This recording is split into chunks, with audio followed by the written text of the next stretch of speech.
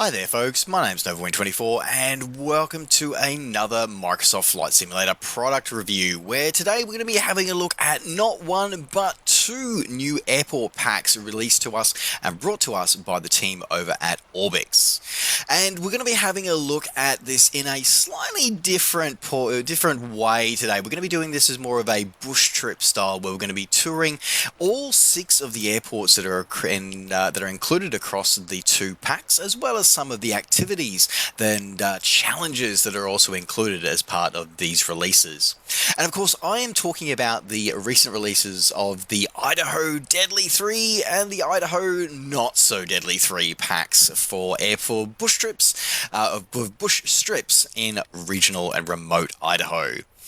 So, as we get started here, I do want to say, actually, before I get started, I want to say a huge shout out and a huge thank you to the team over at Orbx Simulations for providing the review copies of both of these airports packs for me to be able to bring to you today.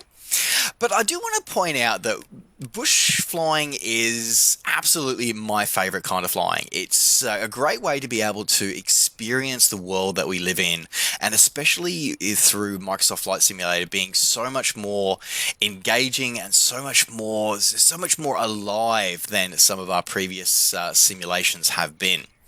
And this really comes to the fore with the release here from the team over at Orbx for these releases here, with bringing so much into these airports. One of the great things about bush flying is that it really is different from the big tube line and the big airports. Like a lot of fuss gets made about going to the big airports, and it's like, oh, this airport's got so many millions of passengers every year and stuff like that. But this kind of flying is so much more. Don't get me wrong, that kind of flying is great and challenging in its own way, but this kind of flying, bush flying, is challenging in a different way. And indeed, almost all airline pilots have spent many hours in these kind of flying in and out of these kind of remote bush strips to be able to help build their hours up before they can move on to the airliners. So in many ways, taking advantage of this kind of flying actually helps you with your own immersion if you are looking at following down the airliner path. For me though, it's about finding different cool, new and different places to go and explore. And these packs, I'll be honest, Idaho is not somewhere I ever thought to explore, but with these packs, it's making it far more interesting for me. So what we're going to be doing, as I said, we're going to be doing this as a bush trip kind of style to each of these bush strips. And we're going to be starting here from Marble Creek. Now, for those who may not know the area well, pretty much like myself, Marble Creek is actually fairly close to one of the default or one of the custom SOBO provided and enhanced airports of Charlie 5-3. So there is a sort of a boosting off point if you wanted to sort of start from somewhere default. But yeah, it's to be able to explore these airports, and there's a lot of challenging, fun stuff to get here as well. Now, as we've been touring around here, you can see here at Marble Creek, we've got some different things here, and they're only small touches, but they definitely give that sort of sense of life to the airport here. I mean, we've got the stag over there by the felled trees to help make the runway. We've got a horse drinking some water there, and we even have a fellow aviator who's camped out here with his bush-tired cub there, camping out and trying his luck at catching some of the fish that are trying to jump upstream, and hopefully not having the ducks that are floating around there actually sort of nabbing his bait. So it's little things like that I think are kind of cool. And this bush strip that's been carved in between the valleys, the mountains here, it's a great setting off point. And this first one is part of the Not So Deadly 3. So this one is a bit of more of a... This one definitely has an approach where you can actually land from either direction, but it is a bit of a... It's still, even though it's one of the not so deadly ones, it still has some challenges of flying through the valleys for setting up your approach. All right, but yeah, if you wanted to, and the great thing about these airports is that they are a great way to be able to challenge your flying skills and to help build your aviation skills, whether you're wanting to eventually intend to go on to airliners or if you want to stick with the beauty of bush flying. flying in these kind of terrains really helps your overall airmanship, and we can see over here we've got another stag there that's nervously watching the bear and her cub over there, which is, I'm assuming the bear is looking for their lunch. Okay, all right. Well, let's leave the bears alone and let's jump into our Kit Fox. So today for our little bush trip, we're going to be using the Kit Fox from Preroll 42, but you are welcome to use any aircraft that's suitable for these kind of conditions. Which, yeah, there are plenty of default ones in there as well. We've got the Zlin Savage Cub as well as the X Cub. Make great aircraft to be able to accompany along this. All right, let's jump into our Kit Fox and let's get ourselves up into our first leg. All right, let's pack our camping gear away. Now we'll have a look at our windsocks. The winds are fairly calm here, which is good. But some of the airports that we are going to be going to today are airports where you don't have the luxury of, two options available to you, where you only have the option of one runway to go and land on. So let's do our first takeoff here and see how we go. All right, let's start everything up. So we've got our fuel on, so battery master on, avionics master on. Okay, fuel pumps set to on, start power engage, lane A and B set up. All right, switch over to full because I think we are going to need that, and this is where the terrain avoidance will be very useful, I think, during these flights today. All right, so we are set. Throttle is cracked. Engine good. All right. One notch to take off flaps. All right, so as I said, we've got fairly calm winds at the moment, so we shouldn't have too much trouble for our departure today. All right.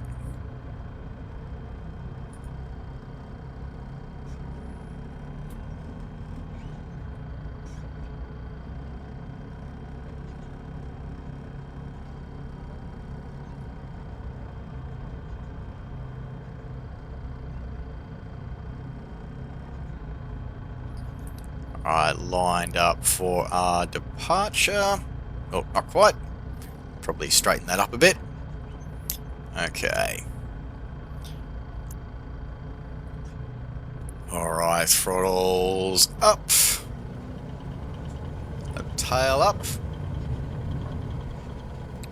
There was, and although the winds might have been fairly light, the fact that we've got that wind coming off the mountains there, and this is what I'm talking about, and this is one of the challenges and the joys of this kind of bush flying, is that you are having to fly within, such tight, enclosed spaces when you're flying, and it really does challenge your abilities as a pilot, and it does help you grow your abilities as well. Being able to navigate, sort of not hit things and stuff like that is just, it really does help improve your abilities as a virtual aviator.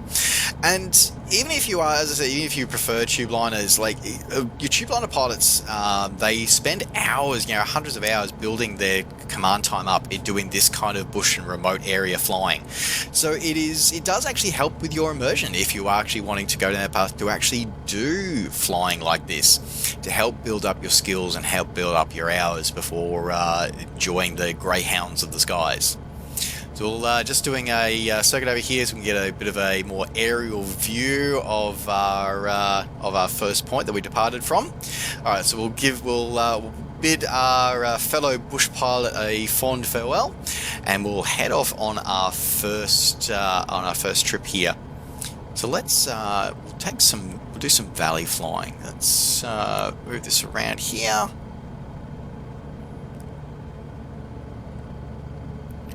And of course, one of the other challenging things about bush flying is that often you can't just follow the magenta line, because the mountains can be quite steep, can be quite high, so you often have to navigate around in different ways, such as, flying through valleys, figuring out which valleys to take in order to be able to get to where you're going. And that for me is another great reason to do bush flying, because you get to see so much more of the world and get to see some spectacular places, especially in the world of Microsoft Flight Simulator, with the fact that it is fairly well done photo reels, and the overall world is pretty damn good, and we get to the experience of being able to travel to many parts of the world that maybe we don't get a chance to fly to or visit in real life. All right, well, let's head down the valley here as we head towards our next stop, as we head on to a US Forestry Service strip. One of the important uses for such bush trips is often by fire and forestry services being able to monitor not only wildlife, but also for things like natural disasters and fire as well. So one of the interesting sort of supply situations is that, and it's actually been modelled in these packs as well, is this fire watchtower here from the US Forestry Service, which is up the top of this mountain here. And don't worry, for the rotor heads who might be watching, you have not been forgotten. There are several helipads and helicopter landing zones. Well, to be fair, like the entire world is your helipad. But there are several ones that have actually been modelled here as well, such as this one here. We can see that it's been marked out with various logs. So that is an option that is available to you. So even if you are if you want to challenge yourself with something other than a STOL fixed wing, you do have the option of using frantic palm trees as well. And there's also a number of clearings here if you really want to test your STOL landing skills. All right, as we head on now, we'll head on to our first stop here, or our next stop, which is another US Forestry Service airport of Cabin Creek. So we've got that one. Now let's have a look. Now this one is a sloped runway. It is on the side of a hill, and it's only one way in and one way out. So we're going to be having a look for that down below. And this is one of the other reasons why I love this kind of bush flying, is that and one of the things that I love about Microsoft Flight Simulator is that it's not like the old the old Sims where it was super obvious where an airport was. You just look for the flattened terrain, and whereas here in Microsoft Flight Simulator, it's much like it is in real life, where you actually have to watch for the changes of terrain. You actually have to pay a lot more attention to what's going on around you. Alright, so let's have a look here. So we're looking for it somewhere in front of us. Now we also have some sandbars down there if you really want to test your, so these are, we've got custom model sandbars to model in and challenge your STOL landing skills. Alright, so that is our strip there. So it's got a slight uphill on this one, so we're going to stay a bit high for now so we can get an idea of the strip before we go in for our landing. Now I want to check my course, make sure that I've got plenty of room to maneuver. So we've got our strip down there. So there's no way we're coming in from that side. So this is a one way in, one way out strip. So we've got that's our turn point there. Yep. Okay. All right. So now we've got to remember our mountain flying skills, which is something you can practice as part of Microsoft Flight Simulator's tutorials and training missions. Okay. Still going to be a challenging approach though, coming up through that valley. So we're going to have to watch our speeds and altitudes as well. Ooh, that's going to be a bit of a dog leg coming in there on final there. Okay, throttle back.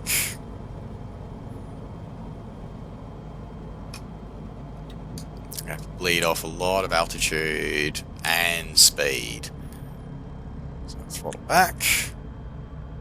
And again, this is part of why I love this airport pack and why I love operating in bush strips like this, because it really challenges you and gives you and really, for me, increases your skills as an aviator. No matter what your preference for aircraft is, this kind of flying really does increase your skills as a virtual and a real aviator. Okay, so we've got our flaps extended here.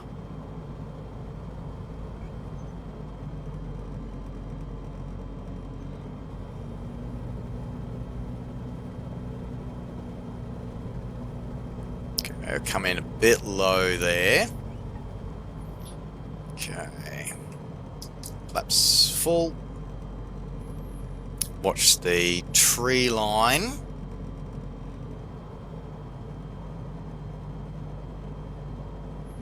So as I said, you've got to watch that bit of a dog leg approach there.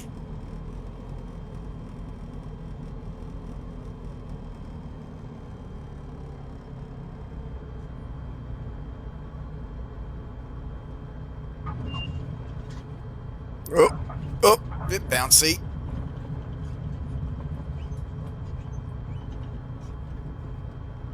Careful not to ground loop it.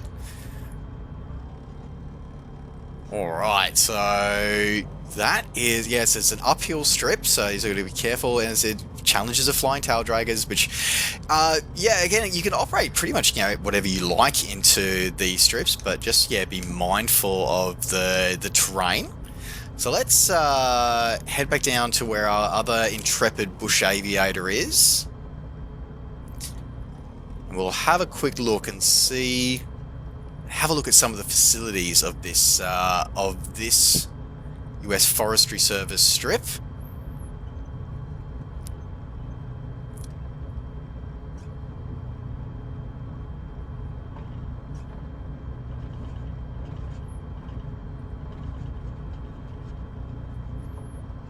My personal favorite, the strip we started out from. Oh, being watched by a crow there.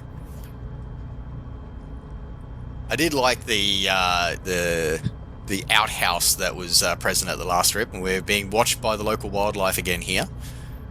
Stole kit fitted to that Cessna beside us, which you will, as I said, like these are stole strips. They are absolutely stole strips.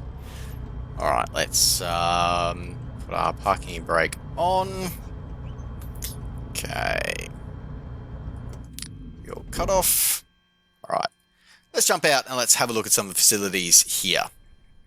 So this is Cabin Creek US Forestry Service strip, and it's a very basic strip. It's not really, you're not going to find any ground crew here or any kind of fuel or anything like that. This is a strip for being able to access this remote part of Idaho and being able to provide supplies, etc. when needed. And it looks like, yes, we do have an outhouse present complete with drop toilet and reading material. Nice. Okay. And of course being watched by a local avian, just monitoring the activities of the aviators that come by. So again, I'm not expecting a lot here, but I like the fact that they've put enough of these little details here to help bring it to life. But again, it's more about making these kind of airports available to people and to give people the idea of a challenge for this one. And as I said, for me, I think this is going to be great because we saw sandbars, and we'll see those upon our departure now. We'll depart shortly, and we'll have a check out of those stole sandbars, because that's there are many a video out on the interwebs of various bush aircrafts that are doing stole challenges and landing on sandbars, and I remember doing it myself many times in old Microsoft Flight up in Alaska. So nice little touch for that, and gives you the option to actually, and shows you some of the, and I like here because it's like, it just shows here, how long you can stay here for. Like, I like this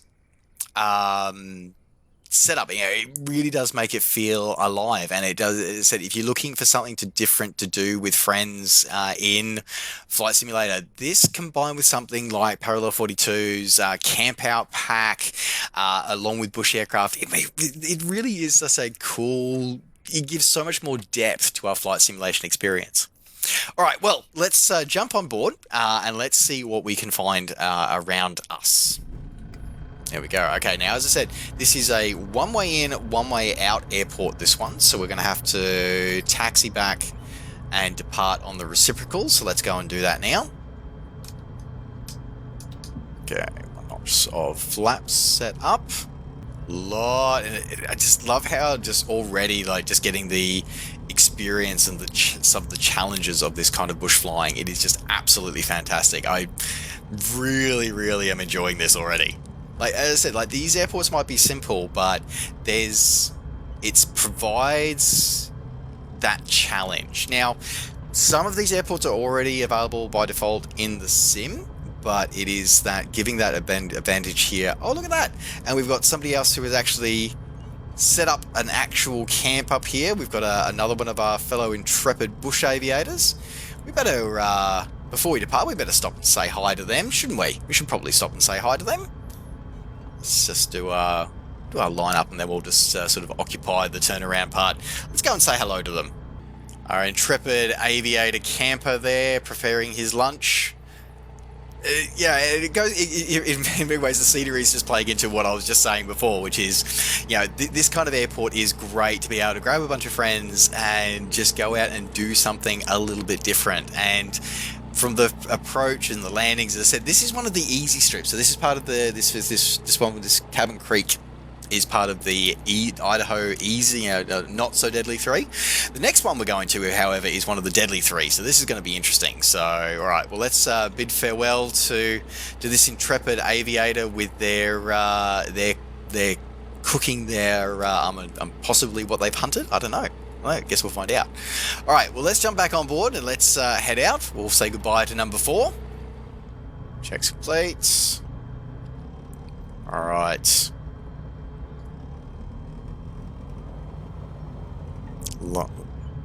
Oh, nearly. This is one of the challenges you got.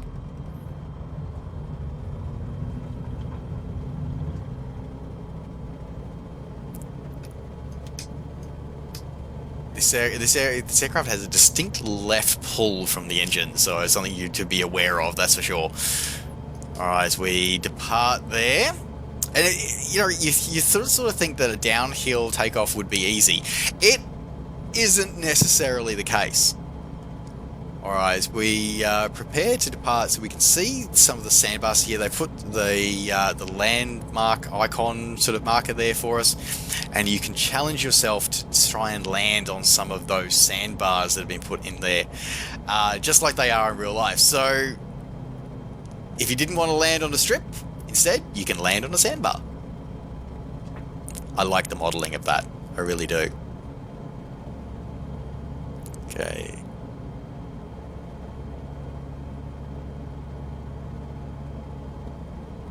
Many a video I have watched of people landing on sandbars. It's kind of cool. All right, let's head on to our next one. So it's only a few miles away. So all of these airports are grouped fairly closely together. So let's so essentially most of these are all on this primary river here. So let's head along to our next one. So we're looking at it's 1,000 feet, and it is a one-way in, and we've got to approach from the east. So that's where we're coming from at the moment. So we're going to keep an eye out for it. It's coming in, it'll be in front of us somewhere here.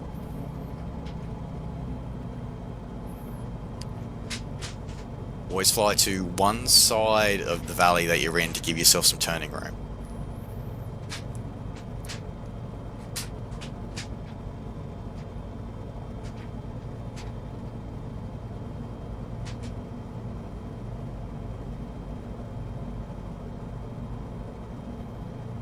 We will most definitely, we're not going to be going straight in for this one. We will have to get some time. So there's the strip there.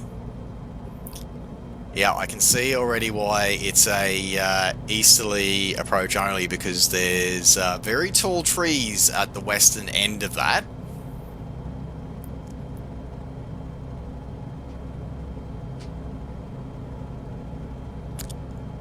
So that's next landing. So it was just like, yeah, I mean, if you're really brave, you could probably try coming in from the west. They're definitely there more for a departure on the landing. All right, now we're gonna have to Alright, so we're going to have to plan this approach and this landing. I'm going to try and backtrack along the river there.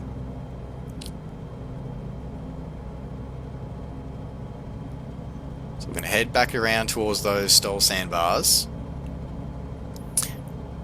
We're going to watch our altitude and our approach. So it is pretty much a straight in. But again, it's picking it out from the terrain.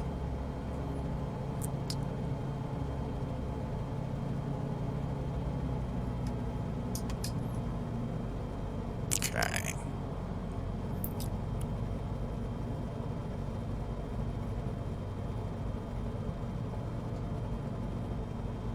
We had to do this turn in the valley, and we want to keep the turn fairly tight. Of course, we need to lose some altitude, but not pick up too much speed.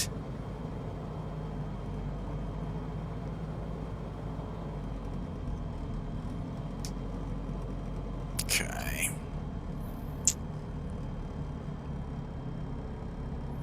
Doesn't matter what the wind's going to be doing, you have limited options.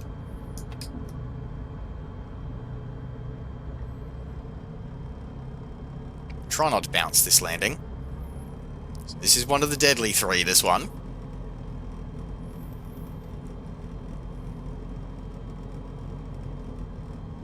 Coming in a bit low on that approach.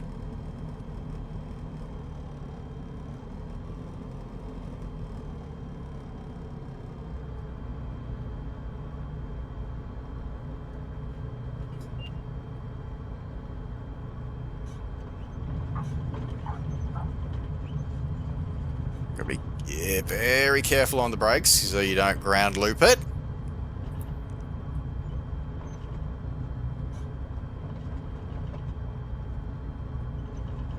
There we go. Someone who's another intrepid bush aviator. Oh, that looks like a drone he's operating somewhere. Oh, that could be fun. Oh, sorry to take your head off there, dude.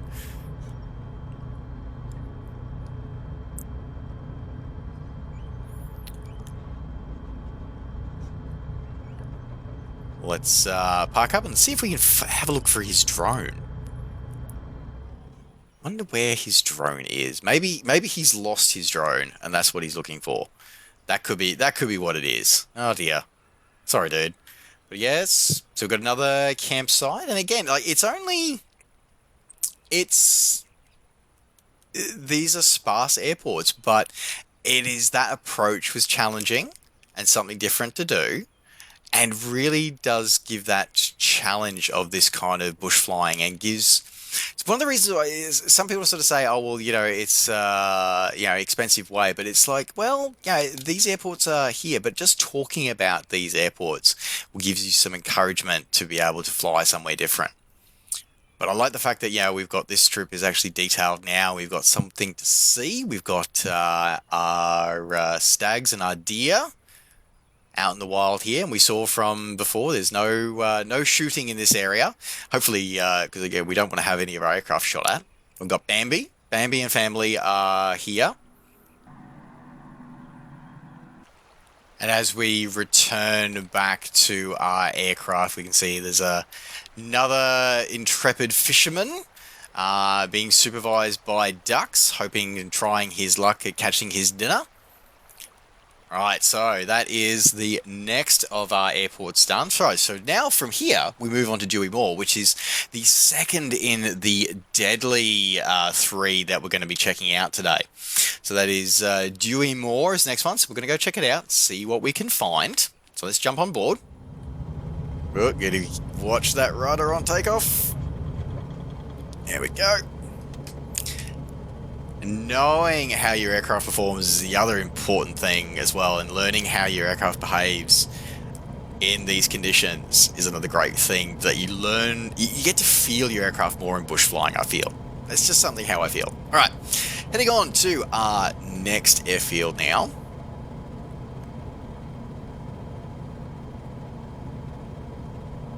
So India Delta Delta Mike. Try not to hit the terrain along the way. There we go. Alright, Vines Airstrip. is our next stop here. So, sure, warning about though is again, it's a approach from the east. Let's see how we go. Oh, sorry, Dewey Moore. So that was Vines that we just departed. So this one is a 700-foot uphill slope for Dewey Moore, also approaching from the east. So we're looking for that one in front of us now. So let's, we don't, as I said, we're not far. It's only about 3 nautical miles away. Oh, what's that?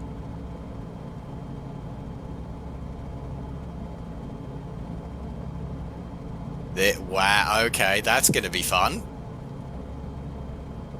There is another intrepid bush aviator down there, so that's our strip down there. Oh, this is going to be... Now I see why this one is part of the deadly 3-pack. Oh boy. Okay, so that means we've got to fly the river course and then an uphill approach. Oh, this is going to be interesting. Okay. Now that I'm orientated and I know where it is...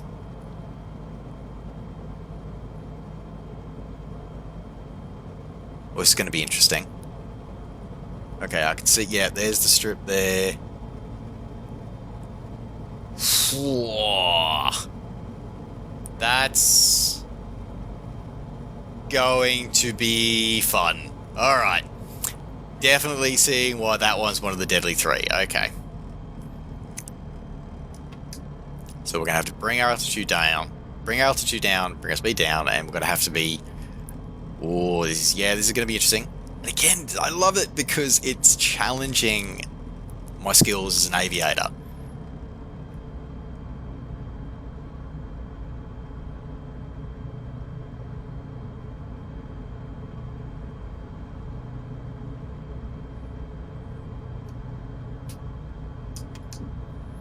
Okay.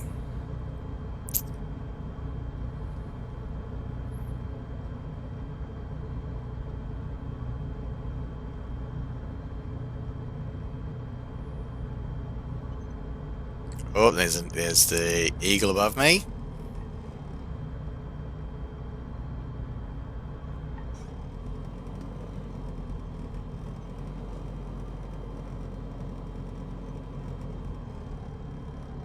Okay, nope. Messed that approach up. Okay, I just didn't turn fast enough. Okay, alright.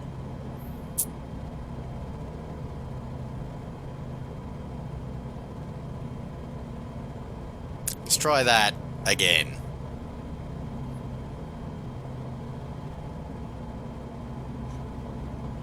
So I had everything right, but it's that dog leg at the end, when you got to follow the river around the dog leg, that makes it challenging. Alright, let's give this another go.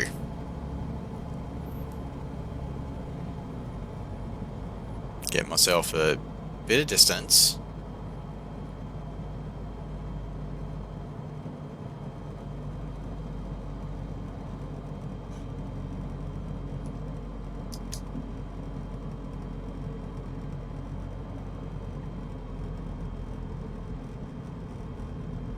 And this is where bush aircraft like this are really, light aircraft like this with their Tundra tires, and, they've got great stall performance, but also because they have that great low-speed handling low-speed handling characteristics, is where it becomes super important for stuff like this. Okay. I'm going to have to come in, I think, fairly high. But I don't want to come in too high, because then I'm not going to be and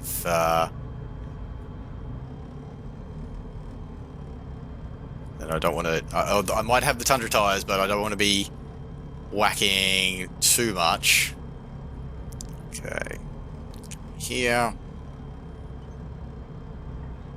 Okay, there we go. That's it.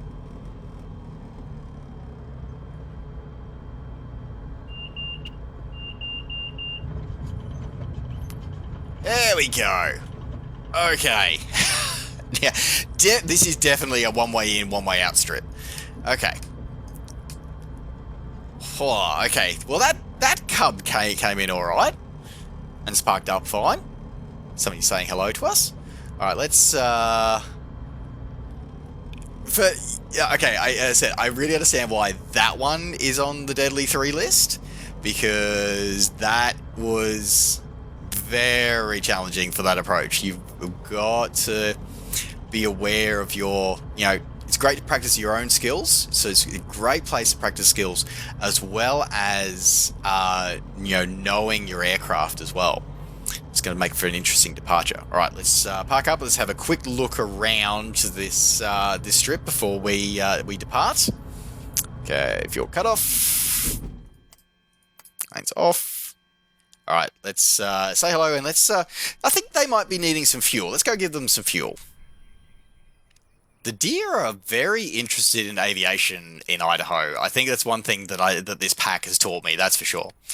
So this pack is, this particular field here at Dewey Moore is definitely more of a that's a challenging landing. It's a challenging approach, challenging landing. So we've got our intrepid fellow aviator here, who's come out here to camp. They've got their, I thought they might have been waiting for fuel, but no, they just got their camps. They got their camp light ready to go on here, and they're just watching the wildlife. And we had the eagle soaring above. We saw on approach. Something else to keep us down here, and then we're that's a challenge approach. What's going to be more interesting is actually this is going to be this departure, because this is going to be downhill, and not only is it downhill, it's downhill straight towards the mountainside. Okay, all right. I think this one is deadly, not just on the approach, but also on the landing. So, all right, let's say hopefully Bambi is going to give us some luck. Got plenty of, the deer here are absolutely fascinated with aviation, that's for sure. All right, let's jump in, let's tempt fate, and let's head on to our next stop. So our next one up here is the final one. The next stop after this one is going to be the final one of the Deadly 3 pack, as we head to Simonds, which is going to be another uphill slope. This is going to be fun. This is going to be a interesting departure, because, as I said, it is where we've got to fly straight towards that solid wall of rock, and then maneuver. Okay, we're going to go full flap departure. All right, this may or may not work. Let's find out.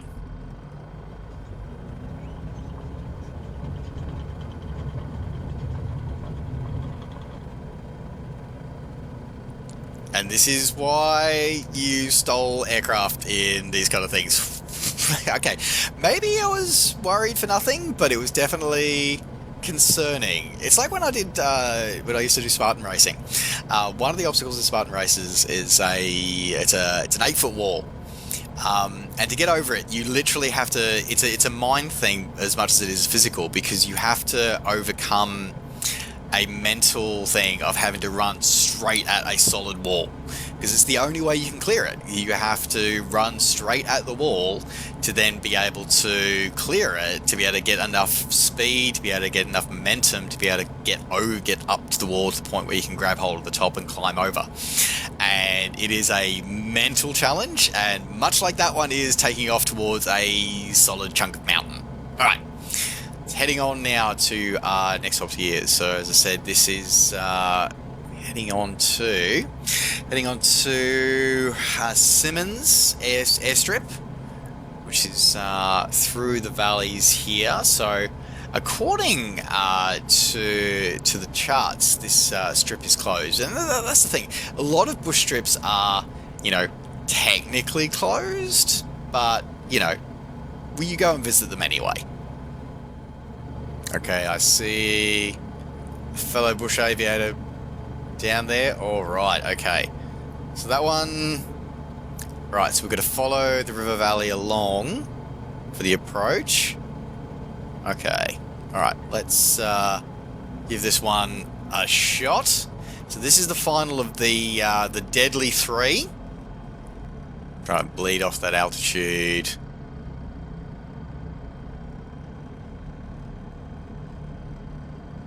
Okay.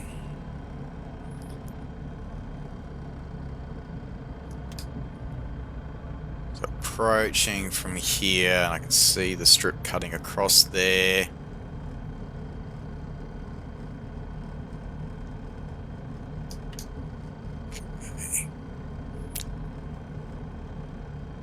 Up here, I can see the uphill gradient of the strip here, so we're going to watch for those trees on approach there. A bit of a dogleg approach here again. I don't think you're going to have much of an option for a go around here somehow. That is carved right between the trees.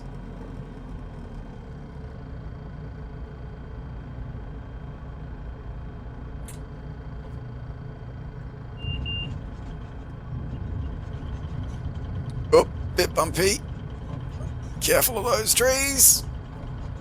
And the good thing about uphill strips is that you sort of let the gravity sort of help you out, you know, use the gradient to help you out with helping arrest your momentum, as long as you're not going too fast, of course. Oh, we've got a progressively older aircraft as we've been touring these strips. We've got an L19, I think it's an L19, I want to say. And again, one way in, one way out from this strip, that's for sure. Alright, let's say hello to our map holder there. You know, this is who I want to be when I get older. I want to be able to have my own light aircraft with my cats that I can go and visit remote strips and just sit and read the newspaper. That seems to me like an absolutely brilliant way to spend a retirement. I need to earn enough money so I can be able to do that. This for me is pretty much the epitome of where I want to end up. Like, yes it is. That's great. So, you know, again, there's not a lot to it, but it's the challenge of that approach and giving us somewhere different to fly. Like, loving it. I love that little effect there. We've got the terrain maps and... Oh, okay, that's kind of cool. It's actually got all of the... This is the pack. It's got its own... They've put their own map in it. Nice. So we're here at Simonds. We just came from Dewey Moore. We stopped at Vines before, and that was the Rush Point Creek Lookout helipad that we saw on our way to our first landing at Cabin Creek. Nice. Okay, nice little touch. Really appreciate that, Orbx. Well done. Well done for that one. Okay, now that we've said hello, we've patted the dog. Okay, so we've come here. We came. We saw. We patted the dog. And now we are heading off now to our final stop of our little adventure here on this little bush trip throughout Idaho, and we're heading to somewhat safer airstrips now as we head off to the final one of Wilson Bar United States Forest Service, which is the final one of the not so deadly Idaho pack. Off. Okay, let's move out of the way of his aircraft. We don't want to be making a wreck of his beautiful aircraft there. Okay. Alright. Remember that my aircraft tends to yaw to the left a little bit. Try not to take out that tree on the way. Okay. Watch out for the eagles flying over the scenery as well. Again, nice touch putting the eagles in there. I like it. Alright, let's reverse our course now. I said we've got to, when flying in mountains, you hug one edge of the valley. So you've got plenty of room to be able to turn if required. So let's do the turn and we'll head back up. We'll continue on our little bush trip here, a little chill bush trip, and finish it up at our final stop.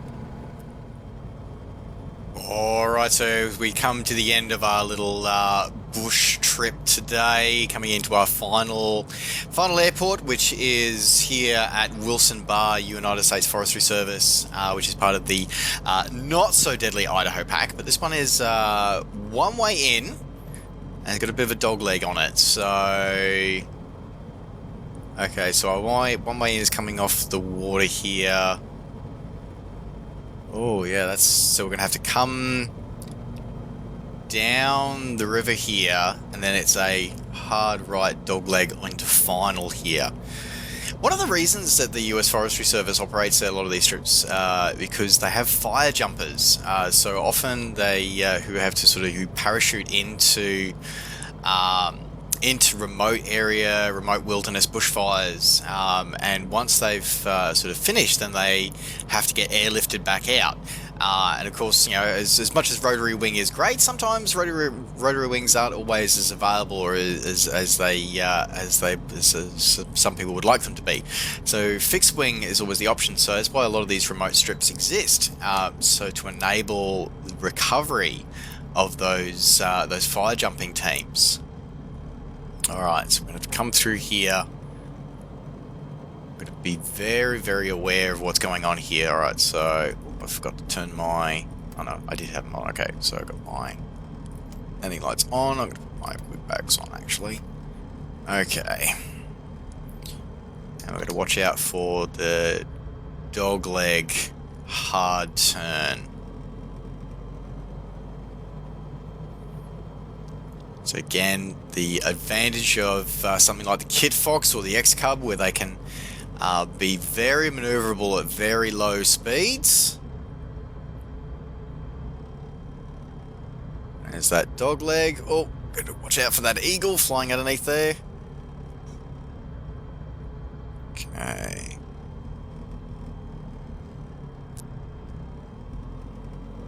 Oh, well, this airport's a bit longer.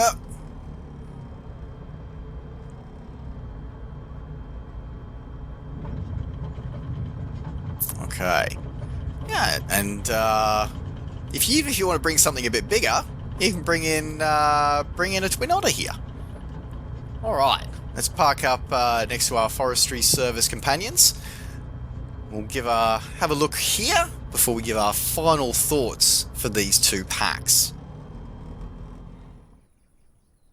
So we've got the Forestry Fire Service here, checking things out.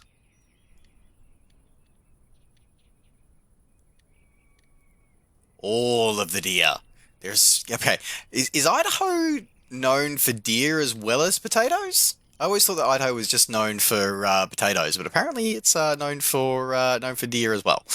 Oh yeah, I like that. Active airstrip ahead. Nice. Okay. All right. So, what are my thoughts on Idaho, the Deadly Three, and the Not So Deadly Three? Look, these are fantastically handcrafted packs. They really, really are. And look, I'll be the first to say that I am somewhat biased because this is the kind of flying that I absolutely love. I love bush flying. I love exploring the remote wilds of the middle of nowhere with bush aircraft. Like, it is the kind of flying that absolutely appeals to me. So I will fully admit that I am somewhat biased when it comes to this review. Like, I will fully admit that. But beyond that, I really appreciate the effort that's gone into these strips to actually, not just simply say, hey, here's a strip, go fly there. Like, they've put in the little touches to bring them to life. The white stones to mark the end of the strip, putting the wildlife in here, to bring life to these remote wilderness strips, and to highlight the fact that this kind of flying, it may not be everybody's first thought, particularly to our newer aviators. But for those who are new, and even those who are grizzled old flight sim veterans, this kind of flying, and I've said this multiple times throughout this review, and I've said it, ad nauseum in my content creator career, is that this kind of flying is, while it may not be as glamorous as, flying an airliner, all those airliner pilots started somewhere, and this kind of flying operating into these remote regional strips is the kind of flying that pilots use to be able to build their hours up so they can move ahead if they want to go, choose to go into things like the airlines. But beyond that, there's just a beauty to flying this part of the world. And even if your interest in aviation is simply to be able to get to your favorite remote fishing spot, that's where this kind of flying is absolutely perfect. Operating out of these kind of strips, or literally that is just nothing more than a clearing in the middle of the forest. That is absolutely fantastic, and to get a taste of that life, I think is just absolutely fantastic and incredibly well done. The team at Orbx has created the Milo Taylor, which is the indie developer who created these strips.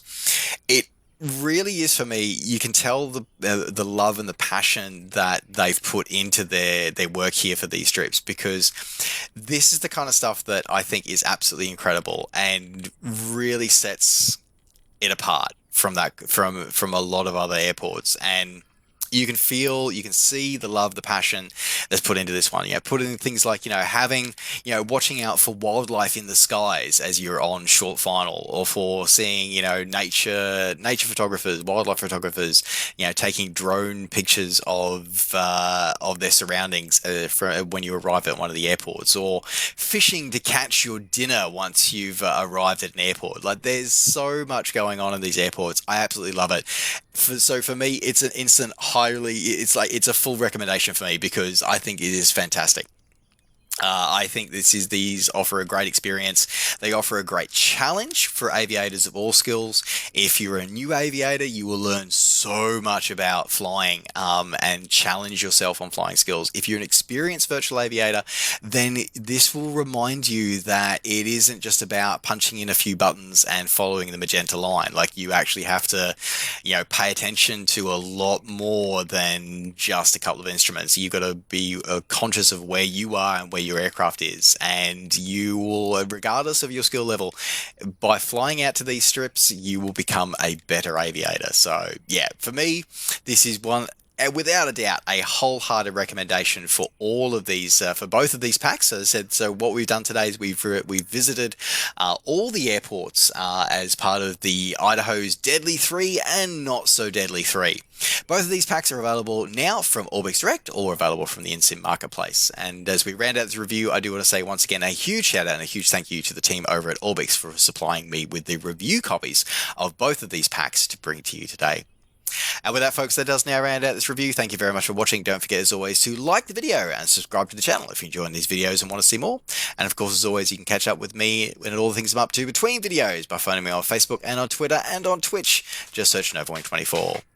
All right, folks, thanks very much for watching. Take care, safe skies to all, and we'll see you next time. Bye for now.